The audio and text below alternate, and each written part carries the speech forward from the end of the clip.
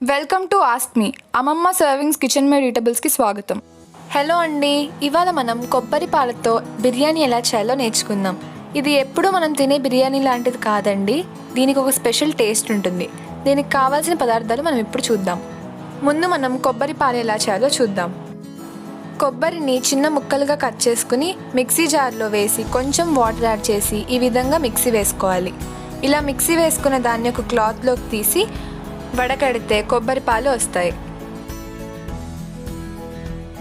దీంతో పాటు అరగంట ముందు నానపెట్టుకున్న ఒక గ్లాస్ బియ్యం, చిన్నగా కట్ చేసి పెట్టుకున్న ఆలుగడ్డ ముక్కలు, క్యారెట్స్, బీన్స్, ఉల్లిపాయలు, టొమాటోస్, పచ్చిమిరపకాయలు, అల్లం వెల్లుల్లి పేస్ట్, పుదీనా, కొత్తిమీర, షాజీరా, దాల్చిన చెక్క, బిర్యానీ ఆకు, ఇలాచీ, లవంగం, గరం మసాలా,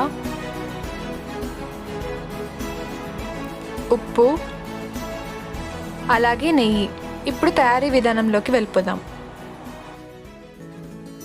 స్టవ్ మీద ఒక గిన్నెలో 2 స్పూన్ల నెయ్యి, అలాగే 2 స్పూన్ల ఆయిల్ని వేసి అది వేడెక్కాక ఇందులో మనం షాజీరాని వేసుకుందాం. దీంతో పాటు దాల్చిన చెక్క, ఇలాచీ, లవంగాలు, అలాగే బిర్యానీ ఆకు వేసి వేయించుకుందాం. ఇది వేగిన తర్వాత ఇందాక మనం కట్ చేసి పెట్టుకున్న ఉల్లిపాయల్ని ఇందులో వేసి కలుపుకుందాం. అలాగే ఇందులో మనం ఇప్పుడు అల్లం వెల్లుల్లి పేస్ట్ని వేసి కలుపుకోవాలి. ఇలా 1 నిమిషం వేయించుకున్న తర్వాత ఇందులోకి క్యారెట్ ముక్కలు, ఆలుగడ్డ ముక్కలు, పచ్చిమిరపకాయలు, టొమాటో ముక్కలు, బీన్స్ వేసి కలుపుకోవాలి.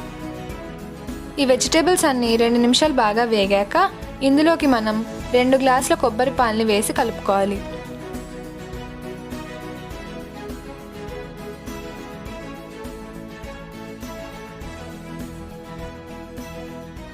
ఇప్పుడు ఈ కొబ్బరి పాలలోకి సరిపడా ఉప్పు,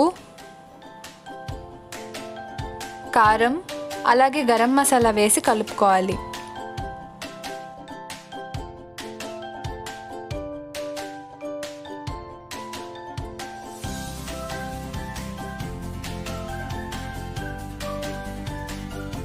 ఇప్పుడు ఈ కొబ్బరి పాలు 1 నిమిషం పాటు మరిగిన తర్వాత ఇందాక మనం నానపెట్టుకున్న బియ్యాన్ని ఇందులో వేసి కలుపుకోవాలి.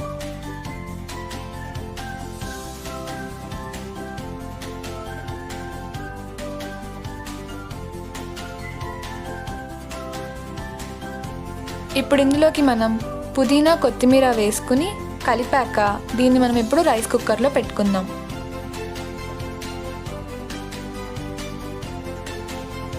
రైస్ కుక్కర్లోనే కాదండి, మీరు మామూలు కుక్కర్లో అయినా పెట్టుకుని 3 విజిల్స్ రానిస్తే సరిపోతుంది. అంతే అండి, మన కొబ్బరి పాల బిర్యానీ రెడీ. చూసారుగా ఎంత సింపుల్గా కొబ్బరి పాలతో బిర్యానీ చేసుకున్నామో. మీరు కూడా రెసిపీని తప్పకుండా ట్రై చేయండి, చాలా టేస్టీగా ఉంటుంది.